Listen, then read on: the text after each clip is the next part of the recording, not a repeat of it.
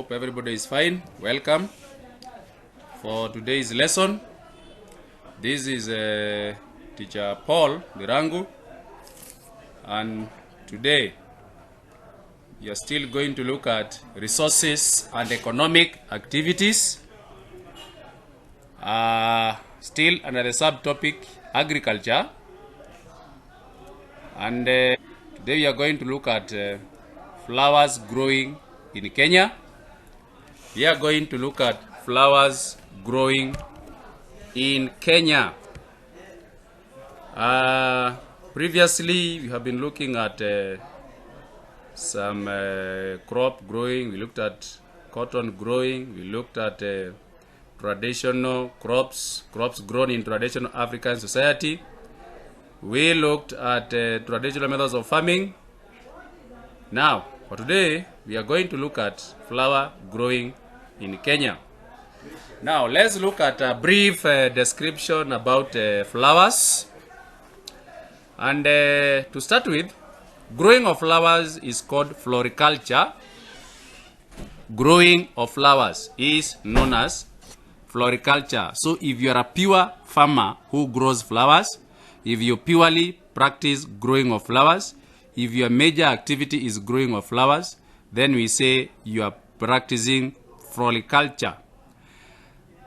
These flowers, they are grown mainly in greenhouses. They are grown mainly in greenhouses. So greenhouses, it is a modified kind of paper which is set very well on metals which are well set. And in these greenhouses, it is where the flowers are grown. Now, flowers, as we have said, they are grown in greenhouses. Greenhouses regulate heat, light, nutrients, and moisture. Greenhouses regulate heat, light, nutrients, and moisture. Sometimes it appears to be very dry. Sometimes also it might be very cloudy, and the temperatures are extremely very low, especially during the cold season. So within these greenhouses, electricity may be used to provide conditions required. So at night, electricity may be used to provide conditions required. Now, Naivasha is the main flower growing area in Kenya. Naivasha is the main flower growing area in Kenya. So the largest greenhouses, the largest plantations, the largest project, you are going to find it in Naivasha. That's where we have the main flower growing area in Kenya. Flowers require qualified and experienced labor. They require qualified and experienced labor. What do we mean by qualified and experienced? You must have the knowledge on how to prepare the land, to prepare or set greenhouses, how to carry out weeding, how to plant, how to spray or apply insecticides, how to harvest, how to package those flowers, and also how to transport those flowers. That is what we mean by qualified and experienced labor. So not anybody who can be employed there, not anybody who can just go there and get a job, not anybody who can just go there and start growing of flowers or spraying or weeding or whatever. No, you must have the knowledge. You must be trained. You must be taken under some training to understand on how to handle these flowers. Because these flowers are sold because of their quality. These flowers are regulated because of the way they are needed in the market. In the market, we need a very quality flower. We need a very good and beautiful, well cultivated, well-maintained flower that can fetch a very good price in the market. But if you take a flower that is damaged, it won't fetch a good price in the market. So that's why we require qualified and experienced labor, or people are the ones who provide labor. So the personnel who are going to be taken to take care, to grow, to manage, to harvest, and all the processes involved in flower must have the knowledge, must be very qualified, must have the understanding about the flowers. As I had said earlier, at times electricity may be used to provide conditions required.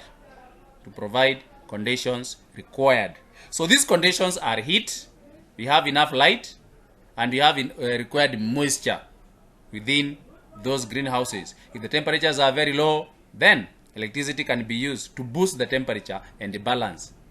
So, apart from Naivasha itself, we have at the river, Timau, Eldoret, Kiambu, Trans Nzoia, Juja, and Thika. Those are other flower growing areas. Among other areas which may be, we have not mentioned, those are the flower growing areas.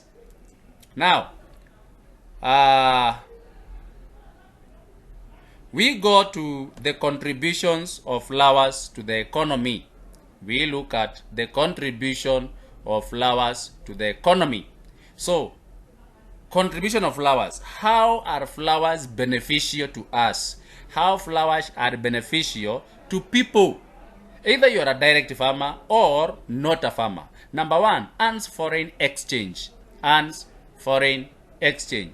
When we talk of foreign exchange, we mean the money we get from other countries in the form of dollars, in the form of euros, in the form of pounds. So when we sell flowers to other countries, to Europe, to America, to Asia, to Australia, to other countries of the world, we get a lot of money in that foreign currency. So when we convert that money into our Kenya shillings, it is a lot of money. For example, if we sell flowers worth $1 million, for example, if we sell flowers that worth $1 million, that means we are going to have 100 million Kenya shillings. That is 100 million Kenya shillings, which is a lot of money. Number two, you have creation of employment or jobs. Creation of employment or jobs. This one means that people are employed in this sector. You can be employed as in the farms to do weeding, to take care of those flowers, to water them, to spray. You can also be employed in the industries that use these flowers to manufacture various goods.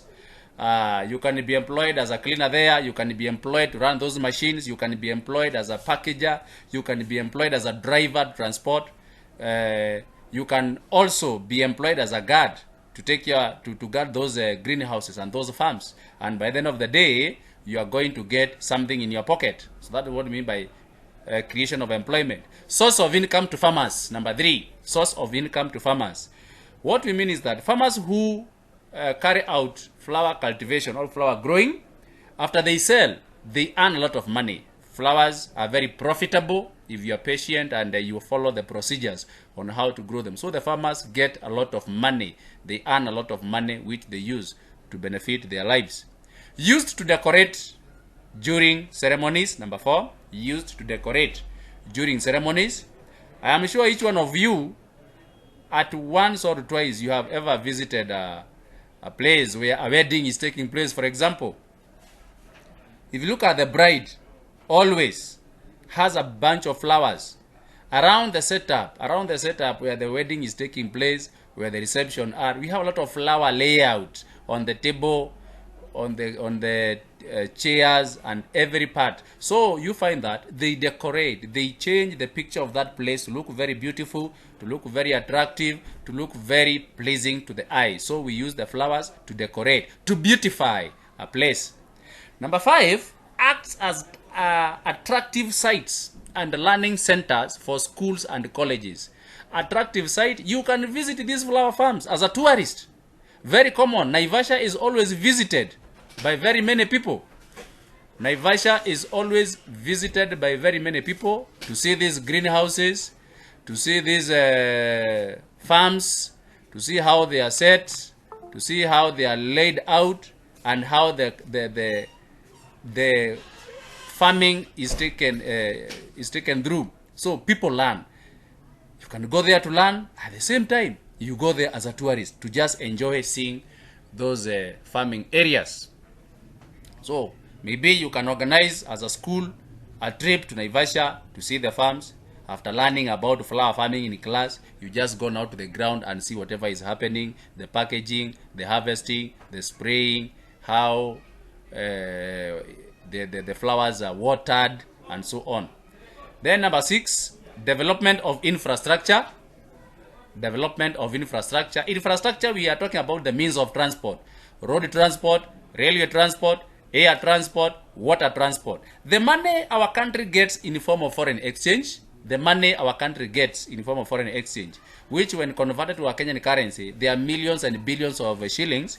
Now the government will use that money to construct and repair roads, to construct and repair our airports, to construct and repair our railway line, like the one we have, standard gauge railway line. We also have some, the government is reviving the Nairobi, Nanyuki, through Murang'a railway line. That money the government is using to revive those means of transport like the railway line. It is the money we get after maybe selling the flowers and other cash crops in Kenya. Apart from that, we have water transport. Our ports, the government is building the port of Mombasa.